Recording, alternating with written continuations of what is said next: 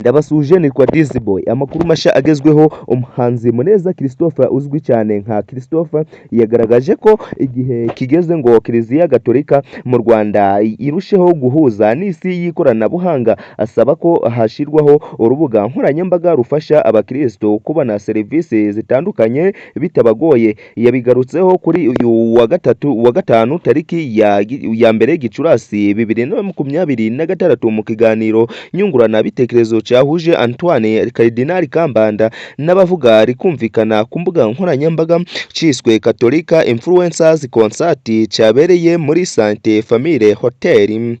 Mu bitekerezo yatanze, Christopher yagaragaje ko Kiliziya ikwiye gutekereza ku kubaka porotaye, urubuga rumeze nk'irembo rwafasha abakristo kwiyandikisha no gusaba serivisi zitandukanye zijyanye n'amasakaramentu badasabye kujya kuri paruwasi. Nitwa Dizzy Boy. Niba ukunze ino video dukandire like, niba wayikunze cyane urusheho gukanda subscribe, ufungure nako kazogera kugira ngo ikiganiro cyose dukoze ujye ukibonera umunota ku munota, igihe ku gihe. Ndabakunda cyane. Nitwa Dizzy Boy, sharinga abantu benshi cyane.